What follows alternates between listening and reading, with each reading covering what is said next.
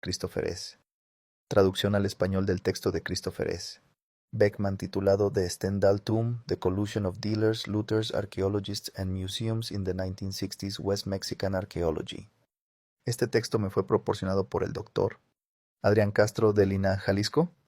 Me apoyo en la inteligencia artificial llamada Listen IA para traducir y reproducirlo con mi voz clonada. La tumba Stendhal: la colusión de comerciantes, saqueadores, arqueólogos y museos en la arqueología del occidente de México en los años 60. Christopher S. Beckman, Universidad de Colorado Denver. User@ucdenver.edu. Es notoriamente difícil reconstruir las redes de individuos y lugares involucrados en el tráfico de antigüedades. Los participantes típicamente no quieren que su implicación sea conocida y las fuentes específicas de los objetos traficados pueden ser falsificadas para evitar la exposición o la competencia de otros. Existen rumores y leyendas entre arqueólogos o personal de museos que señalan la participación de miembros de su propia profesión en comportamientos ilegales o poco éticos, pero estos pueden ser difíciles de comprobar. De 1962 a 1966, el contenido de una rica tumba de cámara y pozo en Jalisco, México, fue saqueado, llevado a Los Ángeles, donado a un museo y estudiado por un estudiante de posgrado de UCLA para su tesis doctoral. Esto se ha sabido durante muchos años y siempre han existido rumores para llenar los vacíos. Nuevas fuentes disponibles y un análisis más detallado revelan una colusión más extensa entre los diversos actores. Estos eventos ofrecen una visión rara de las acciones mutuamente reforzadas de saqueadores, comerciantes, arqueólogos y personal de museos en Los Ángeles durante los años 60. Ahora hay más detalles sobre cómo Earl Stendhal traficaba antigüedades, cómo cooperaba con arqueólogos mientras retenía información, cómo esos arqueólogos competían entre sí, y cómo coleccionistas y un museo trabajaban para mantener una colección intacta mientras simultáneamente ocultaban su origen. Preludio. A principios de los años 60, el occidente de México era una paradoja arqueológica. Por un lado, las figuras cerámicas huecas conocidas como figuras de tumbas de pozo se habían vuelto muy populares en el mercado de antigüedades, con miles de ellas saqueadas de tumbas de pozo y cámara del período formativo tardío al clásico temprano, 300 a.C., 500 after Christ, and sent north to the United States. Por otro lado, los arqueólogos mostraban un interés reducido en la región tras la declaración en 1942 de Miguel Covarrubias, quien afirmó que el occidente de México no descendía de raíces olmecas y por lo tanto no formaba parte de Mesoamérica. El interés arqueológico en la región quedó rezagado respecto al de los coleccionistas de arte, quienes habían sido libres de asignar sus propios significados a las figuras cerámicas por razones políticas o comerciales. Fue la nueva información sobre el período posclásico mucho más tardío, desde 850 hasta 1550 a.C., lo que atrajo de nuevo a los arqueólogos a la región. El interés se despertó por una donación del comerciante Edward Primus de 60 vasos saqueados de Peñitas, Nayarit, al Southwest Museum en Los Ángeles en 1954. La cerámica mostraba iconografía elaborada y representaciones de dioses mesoamericanos, características que se habían considerado ausentes en las figuras de tumbas de pozo anteriores. George Brainerd de UCLA y el Southwest Museum iniciaron excavaciones en Peñitas, realizadas por estudiantes de posgrado de enero a mayo de 1956 con apoyo financiero del agente de Hollywood convertido en coleccionista de arte Phil Berg. Brainerd falleció repentinamente en febrero en Los Ángeles mientras estaban en el campo, y su colega Clement Magan y su sucesor Henry B. Nicholson en UCLA tomaron el relevo de los proyectos en Nayarit y Cerro Portezuelo, respectivamente. Magan visitó el sitio de Amapa, Nayarit, ese mismo año, acompañado por Phil Berg, quien financió una breve temporada allí en 1957 y la principal temporada de excavación de enero a agosto de 1959. Con una subvención de la National Science Foundation y el apoyo financiero de otros coleccionistas del sur de California, Magan incluso llevó algunos coleccionistas al campo para participar en las excavaciones. Aunque los reportes periodísticos y el informe de Amapa difieren en sus listas de coleccionistas, mencionaron a B. Q. Bergeron, Dr. Her. E. Fuller, Justin Dart A. T. Gilman, Stanley Slotkin and Herman Gutman, in most cases accompanied by their wives. Habrá mucho más que decir sobre el proyecto Amapa en otro momento, pero este acercamiento unió a figuras de Hollywood, coleccionistas de arte y arqueólogos de UCLA en una conversación estrecha, seguramente incluyendo discusiones sobre el sitio de las figuras de tumbas de pozo que estaban en boga en el sur de California en ese momento. El saqueo. El interés arqueológico en las figuras de tumbas de pozo pudo haber crecido gracias a esta interacción con coleccionistas de arte, pero un evento clave fue el saqueo de una tumba de pozo en el centro de Jalisco solo 3 años después del proyecto Amapa. Comenzó de manera similar al material de Peñitas. Según las notas de campo posteriores del estudiante doctoral de UCLA Stanley Long, una tumba de pozo fue saqueada en la hacienda San Sebastián, cerca de Etzatlán, Jalisco, el 13 de agosto de 1962 por un trabajador de la hacienda llamado Don Alfredo. El descubrimiento accidental o intencionado de tumbas de pozo y la venta y dispersión de sus contenidos se había venido dando al menos desde el siglo XVIII. La tumba San Sebastián consistía en una cámara grande al fondo de un pozo de 4.6 metros de profundidad que habría sido rellenado originalmente con tierra. Don Alfredo y quien lo ayudara tuvieron que excavar la tierra del pozo, remover la piedra que bloqueaba la entrada de la cámara y sacar todos los objetos, dejando los restos humanos. Don Alfredo vendió los materiales de la tumba a Joe Daman de Stendhal Galleries de Los Ángeles más de 2 meses después, el 28 de octubre.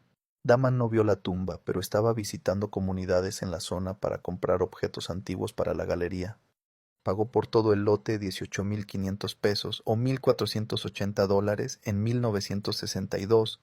Stendhal Galleries fue fundada por Earl Stendhal y dirigida conjuntamente con su hijo Alfred Stendhal y su yerno Joe Daman. Como Daman compró la colección en México, él habría sido responsable de su transporte a Estados Unidos entre el 28 de octubre y enero, aunque no hay detalles de esto.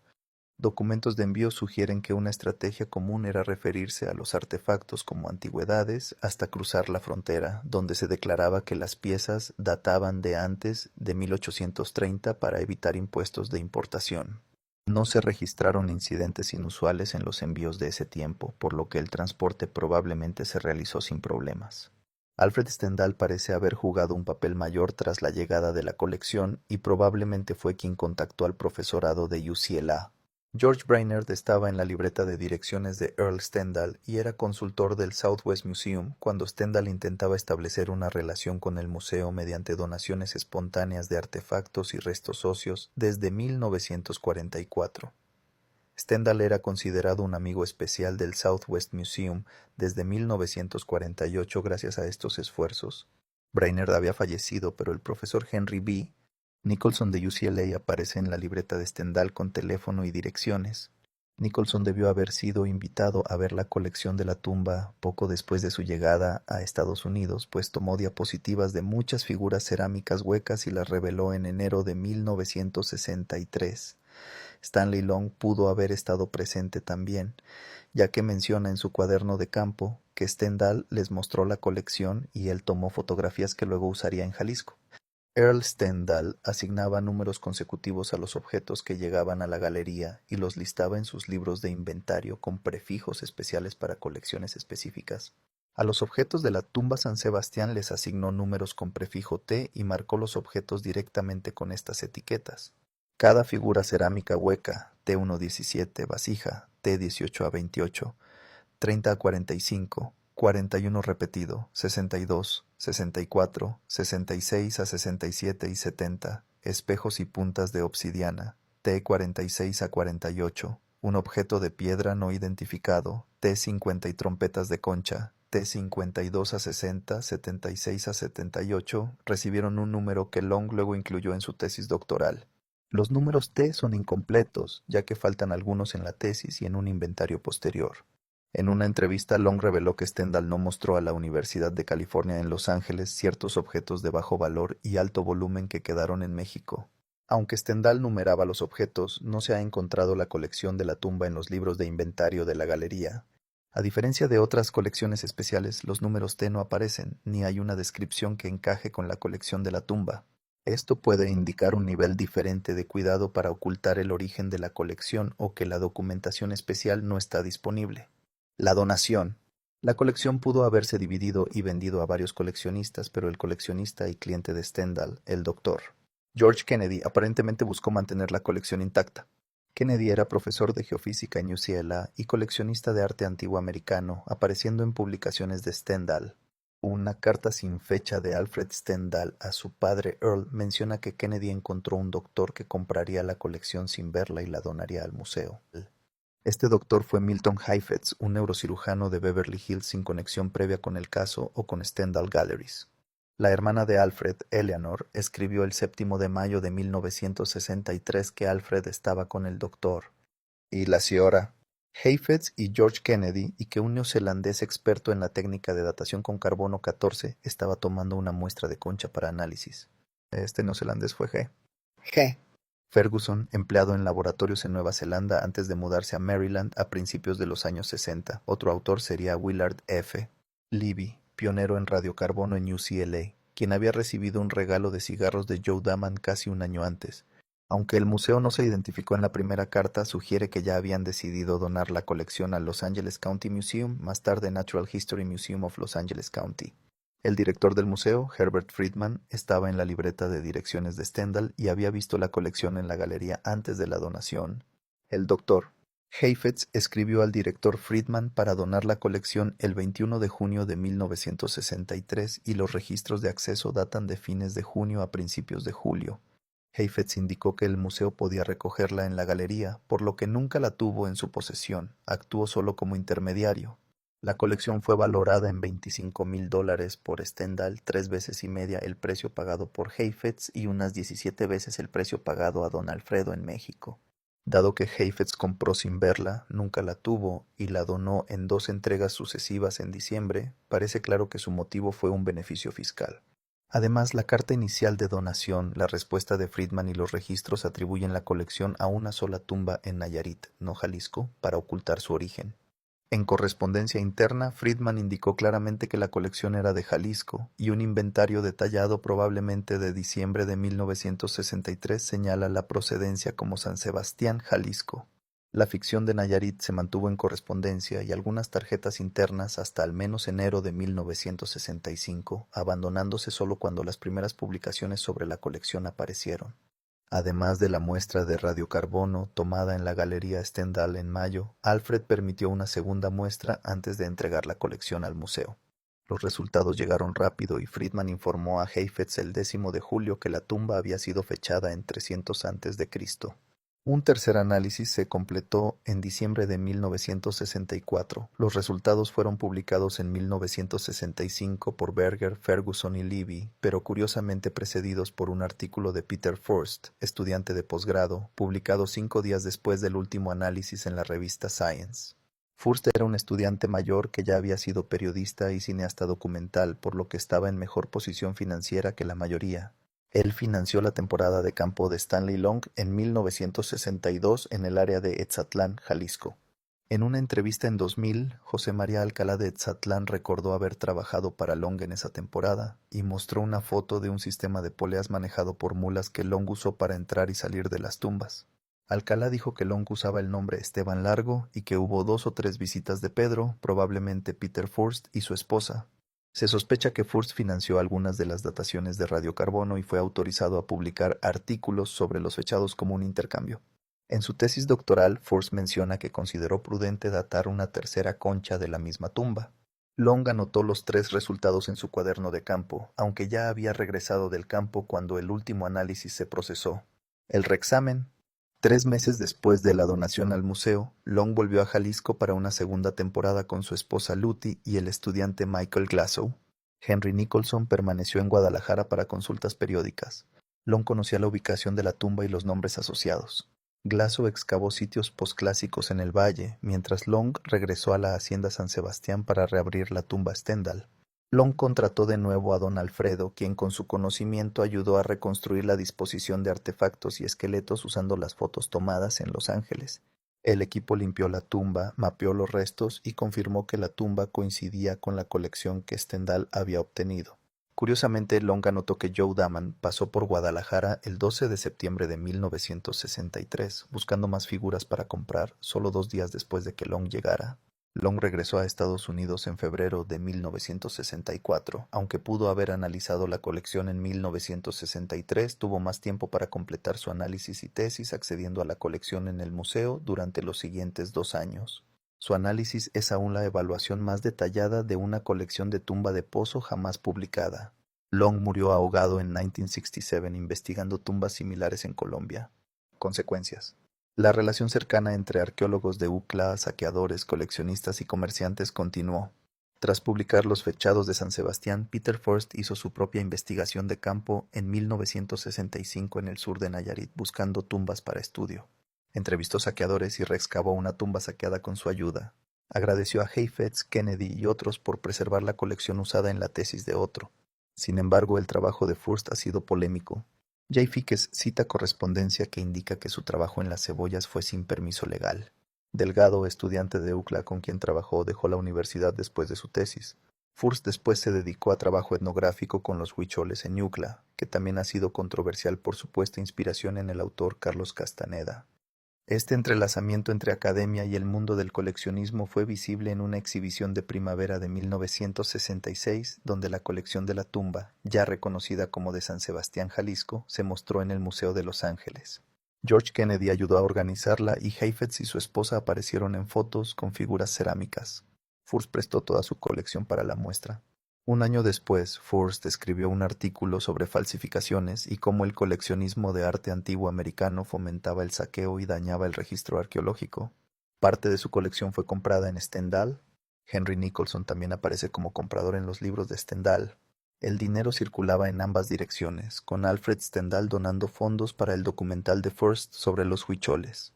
Contextos más amplios. El caso de la tumba Stendhal revela redes complejas de eventos, lugares e individuos involucrados en la exportación ilegal de una gran colección de antigüedades desde México, pero más o menos legal en su importación a Estados Unidos. También ilustra las relaciones transaccionales entre actores que se apoyaron mutuamente para apropiarse del patrimonio cultural mexicano para sus propios fines. Podría argumentarse que esto sucedió en otra época, cuando las preocupaciones actuales sobre arqueología sostenible y respeto al patrimonio cultural apenas emergían.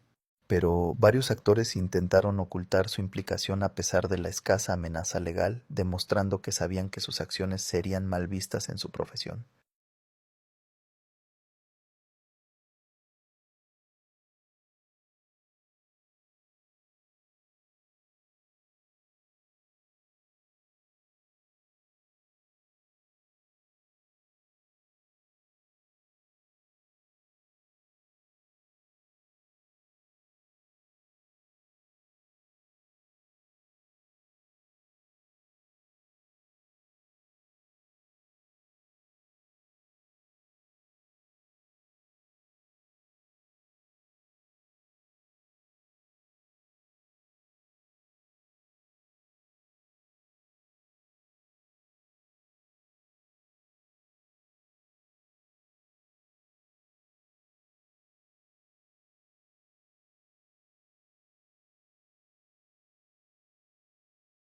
Este entrelazamiento entre academia y el mundo del coleccionismo fue visible en una exhibición de primavera de 1966, donde la colección de la tumba, ya reconocida como de San Sebastián, Jalisco, se mostró en el Museo de Los Ángeles.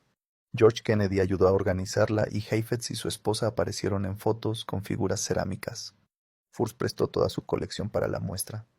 Un año después, Furst escribió un artículo sobre falsificaciones y cómo el coleccionismo. Contextos más amplios. El caso de la tumba Stendhal revela redes complejas de eventos, lugares e individuos involucrados en la exportación ilegal de una gran colección de antigüedades desde México, pero más o menos legal en su importación a Estados Unidos. También ilustra las relaciones transaccionales entre actores que se apoyaron mutuamente para apropiarse del patrimonio cultural mexicano para sus propios fines. Podría argumentarse que esto sucedió en otra época, cuando las preocupaciones actuales sobre arqueología sostenible y respeto al patrimonio cultural apenas emergían. Pero varios actores intentaron ocultar su implicación a pesar de la escasa amenaza legal, demostrando que sabían que sus acciones serían mal vistas en su profesión. Este caso es también una advertencia para arqueólogos. Nuestras teorías tienen consecuencias en la preservación de restos arqueológicos. La declaración en los 40 de que el occidente de México no era relevante para la arqueología llevó a su abandono por parte de los académicos, dejando un vacío que otros aprovecharon comercialmente sin suficiente resistencia. El daño ha sido incalculable, con miles de tumbas saqueadas y objetos sacados de contexto. La disputa sobre la tumba San Sebastián ocurrió cuando el financiamiento público para la arqueología era limitado y la dependencia de financiamiento privado con sus propios intereses hizo que se comprometieran buenas prácticas. Se destaca la importancia del Convenio de la UNESCO de 1970 contra el tráfico ilícito de bienes culturales y cómo el aumento del financiamiento público ha favorecido una disciplina arqueológica con posiciones éticas más alineadas con sus objetivos. No obstante, los proyectos de Hugh Clay no lograron revertir completamente las perspectivas arqueológicas sobre el occidente de México, y persisten mitos sobre su prehistoria. La casi agotada oferta de figuras de tumbas de pozo y la disminución del tráfico en décadas posteriores pudo haber sido lo que más contribuyó a romper las redes y reducir la colusión en la arqueología del occidente mexicano. Agradecimientos. Gracias a Megan O'Neill por sus comentarios y sugerencias, Chris Coleman por ayudar a obtener registros, Kelly Roddy por señalar material adicional, Mary Miller por su interés y oportunidad de trabajo en el Getty Research Institute, y a otros colegas y personal de apoyo que facilitaron la investigación.